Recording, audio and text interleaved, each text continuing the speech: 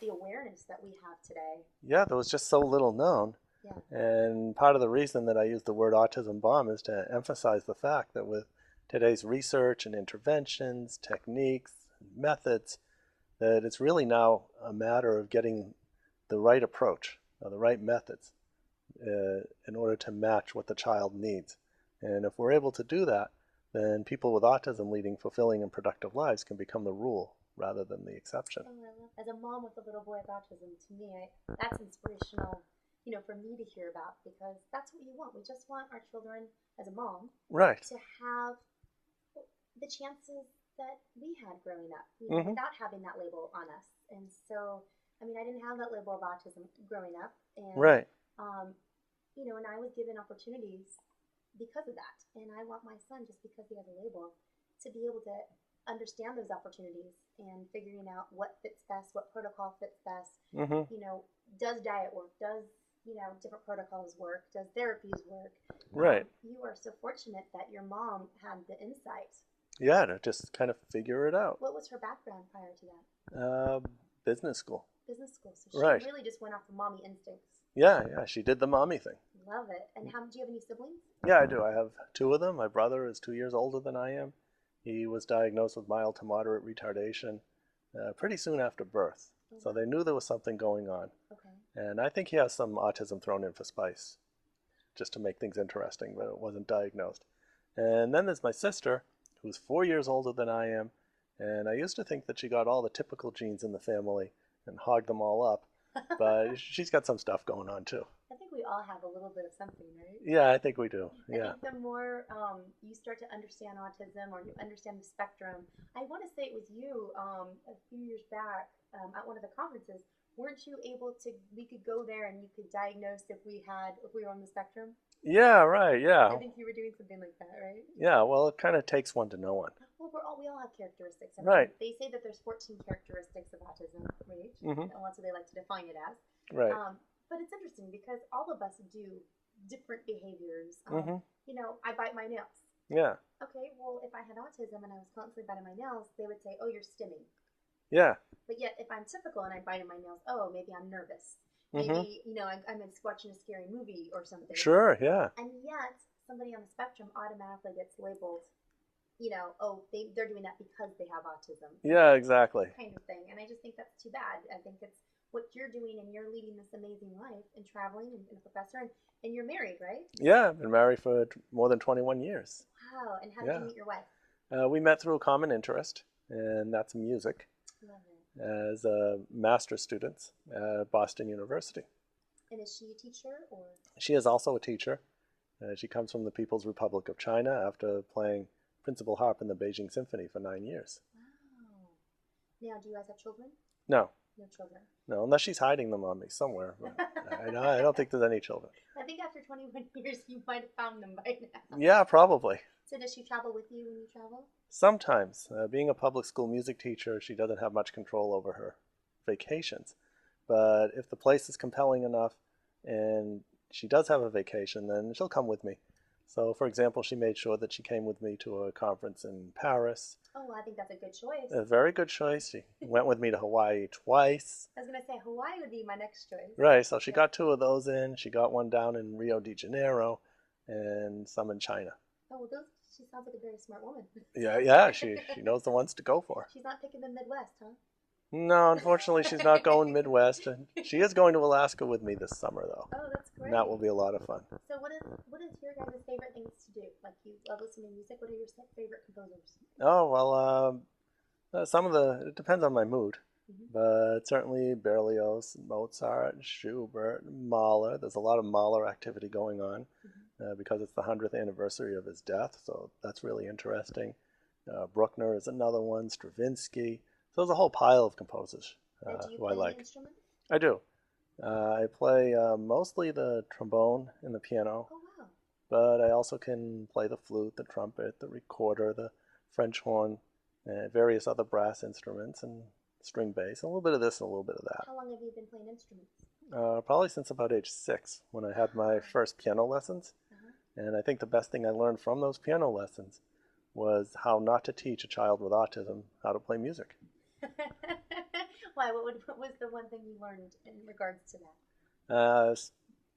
You need to spend as little time as possible talking about what you're doing and just doing. Showing them.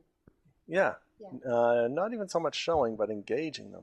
Engaging them. How would you suggest somebody engage them?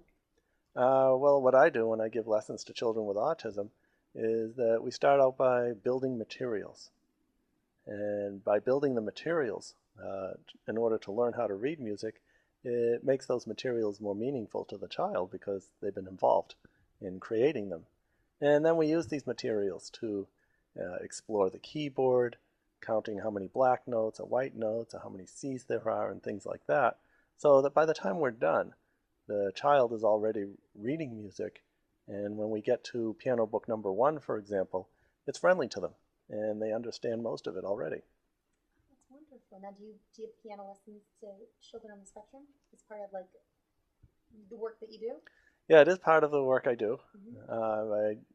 I choose to focus on children on the autism spectrum because in addition to all of the therapeutic benefits that a child derives from engaging in music, it also provides a real-life skill in which to engage with others in the community as a musician. Now, do you still have sensory integration issues? They're still there. Yeah. Tactile integration, the tactile sense. Okay. So, for example, I wear loose clothing and clothing that's made out of cotton. So as long as I'm not involved in any careers that require a suit and tie, then I'll probably be okay. So no polyester for you? None of that stuff. Mm-hmm. Auditory issues. There's a number of sounds that bother me, so I do my best to keep away from them. And how are like lights or anything or smells? Well, yeah, them too. Yeah. I certainly smell a lot of smells, mm-hmm. and they can be bothersome. Lights can be bothersome as well, which is why I'm wearing this USAAA hat. Trying to block out some of the light, particularly recessed lighting or down lights, because sitting under one of those types of lighting is like looking into a spotlight for most other people. And it's hot too. Well, yeah, that too. Yeah, it's too hot.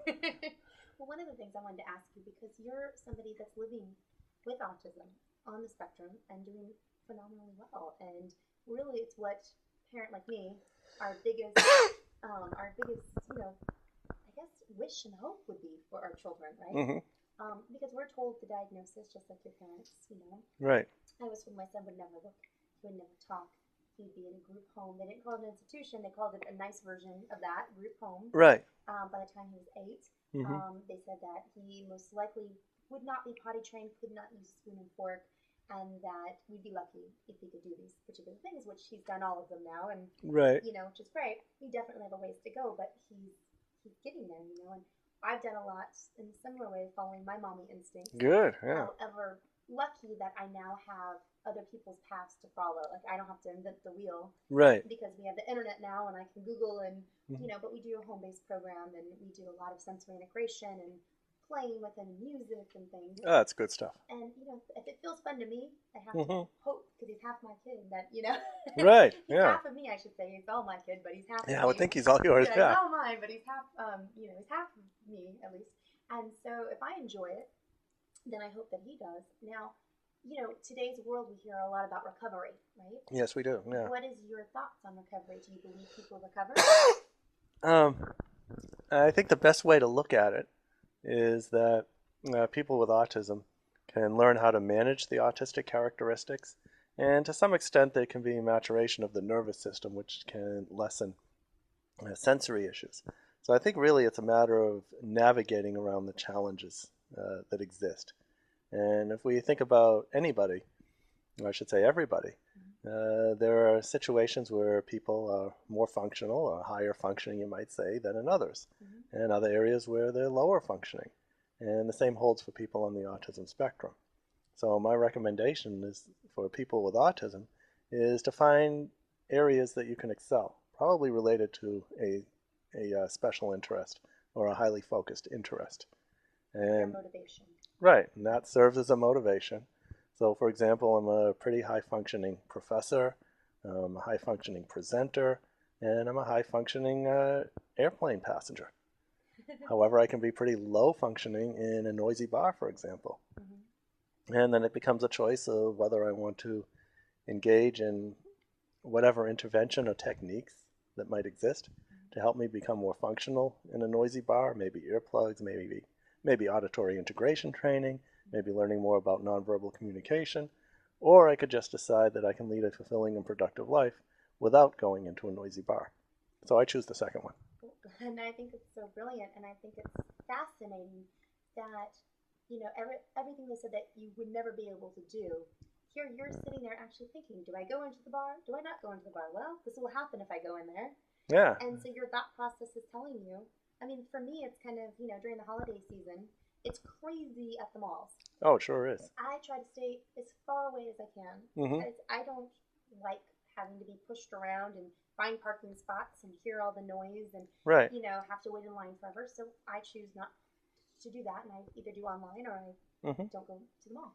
And what I love is that as a parent listening to you, you're so inspirational because well, thank you. Of all the things that they said to your mom and dad right. that you would never be able to do. And I just know for the last 7 years I've seen you all over, and I've always you're so gracious with your time. You always are talking to the parents, you're talking to people that are living on the spectrum, and just giving your message out there of hope. And to me, that is just so priceless. And as a parent, I want to thank you for that. Well, you're welcome. I feel honored to be able to have that opportunity to do so. And as for parents, that's where it all starts. So I got to give my time to parents, help them understand, and teachers, and of course people on the autism spectrum as well.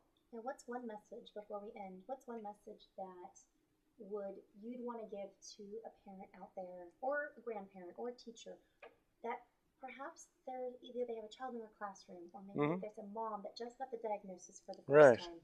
What's something that you can tell these parents, maybe to inspire them a little bit just to get out of bed? Oh, sure. Well, my message to all of you parents, educators, other people who support people with autism, and those of you who have autism as well, is that the potential of those of us on the autism spectrum is unlimited. And what the challenge is to figure out how we can access that limitless potential. That is our job, and that is what we're all doing here, trying to figure out how to help people with autism lead fulfilling and productive lives. Oh, I think that's absolutely beautiful. And again, thank you for inspiring me every time I see you. You're welcome. And to all of you guys out there, if you guys have missed this conference, I know Stephen is presenting, make sure you go to www.usautism.org, and to connect more with Stephen, you can go to his website at www.autismasperger.net. And I want to thank all of you once again for allowing us to bring hope into your homes. Until next time.